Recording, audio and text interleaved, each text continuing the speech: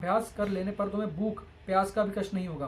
सोते समय अथवा असावधानी की अवस्था में भी राक्षस तुम्हारे ऊपर आक्रमण नहीं कर सके। बला और अतिबला नाम की शिक्षा दी विश्वामित्र जी ने श्री राम और लक्ष्मण को, जब वो उनको लेके गए अयोध्या से राक्षस महारीच और सुबाहु का वध करने के लिए। इसके बारे में हम पढ़ेंगे वाल्मीकि रामायण बालकांड सर्ग 22 के अंदर। तो बिना किसी देरी करते हुए श्री राम का नाम लेके और हनुमान जी से आगे लेके शुरू करते हैं। जय श्री राम। वशिष्ठ जी के कहने पर राजा दशरथ का मुख प्रसन्नता से खिल उठा। उन्होंने स्वयं लक्ष्मण सहित श्री राम को अपने पास बुलाया। फिर माता कौशल्या, पिता दशरथ और पुरोहितों वशिष्ठ जी ने स्वस्ति वचन करके पश्चात यात्रा संबंधी मंगल कार्य संपन्न किए। श्री राम को मंगल सूचक मंत्रों से अभिमंत्रित किया। तदंतर राजा दशरथ ने पुत्र के मस्तक पर सूंघकर अत्यंत प्रसन्न चित्त से उनको विश्वामित्र जी को सौंप दिया। उस समय धूल रहित सुखदायिनी वायु चल रही थी। कमल नयन श्री राम को विश्वामित्र जी के साथ जाते देख देवताओं ने आकाश में वहां फूलों की बड़ी भारी वर्षा की। देव दुंदुबियां बजने लगी। महात्मा श्री राम के यात्रा के समय शंख और नगाड़ों की ध्वनि होने लगी। आगे आगे विश्वामित्र, उनके पीछे काक पक्षधारी महायशस्वी श्री राम तथा उनके पीछे सुमित्रा कुमार लक्ष्मण जा रहे थे। उन दोनों भाइयों की पीठों पर तरकश बांध रखे थे। उनके हाथों में धनुष शोभा दे पा रहे थे तथा वे दोनों 10 दिशाओं में सुशोभित करते हुए महात्मा विश्वामित्र के पीछे 3-3 फन वाले 2 सर्पों के समान चले जा रहे थे।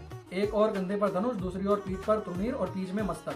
उनकी तीनों की 3 फन से उपमा दी गई है। उनका स्वभाव उच्च एवं उदार था। उनकी अनुपम कांति से प्रकाशित होने वाले वे दोनों अन्य सुंदर राजकुमार सब ओर से शोभा पाकर प्रसार करते हुए श्री विश्वामित्र जी के पीछे उसी तरह जा रहे थे जैसे ब्रह्मा जी के पीछे दोनों अश्विनी कुमार चलते हैं। वे दोनों भाई कुमार श्री राम और लक्ष्मण वस्त्र और आभूषणों से अच्छी तरह अलंकृत थे। उनके हाथों में धनुष, उनके अपने हाथों में उंगलियों में घोट की चमड़े के बने हुए दस्ताने पहन रखे थे। उनके कटी प्रदेश में तलवारें लटक रही थी। उनके श्री अंग बड़े मनोहर थे। वे महातेजस्वी, श्रेष्ठ और वीर अद्भुत कांति से उभास्थित और अपनी शोभा फैलाते हुए कुशिक पुत्र विश्वामित्र का अनुसरण करते हुए उनके साथ वे दोनों वीर अचिंतनीय शक्तिशाली स्थान देव के पीछे चलने वाले 2 अग्नि कुमार स्कंद और विशाख की भांति शोभा पाते हैं। अयोध्या से 1.5 योजन दूर जाकर सरयू के दक्षिण तट पर विश्वामित्र मधुर वाणी से राम को संबोधित करते हुए कहते हैं, वत्साम, अब सरयू के जल से आचमन करो। इस आवश्यक कार्य में विलंब न करो। बला और अतिबला नाम की प्रसिद्ध इस मंत्र समुदाय को ग्रहण करो। इससे प्रभाव से तुम्हें कभी श्रम और अनुभव नहीं होगा। ज्वर यानी कि रोग या चिंता जनित कष्ट नहीं होगा। तुम्हारे रूप में किसी प्रकार का विकार या उल्टफेर नहीं होने दे पाएगा। सोते समय अथवा असावधानी की अवस्था में भी राक्षस तुम्हारे ऊपर आक्रमण नहीं कर सकेंगे।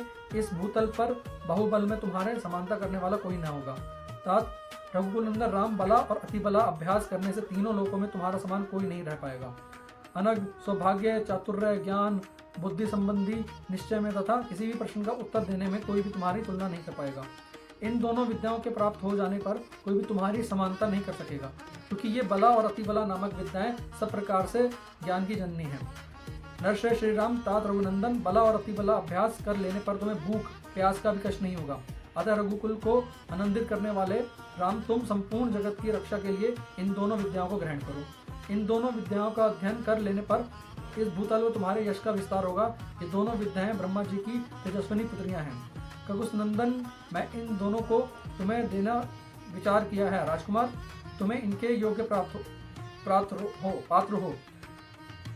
यद्यपि तुम में इन विद्याओं को प्राप्त करने के योग्य बहुत से गुण हैं अथवा सभी उत्तम गुण विद्यमान हैं, इसमें संशय नहीं है। तथापि मैंने तपोबल से इनका अर्जन किया है। अतः मेरी तपस्या से परिपूर्ण होकर ये तुम्हारे लिए बहुरूपिणी होंगी, अनेक प्रकार के फल प्रदान करेगी।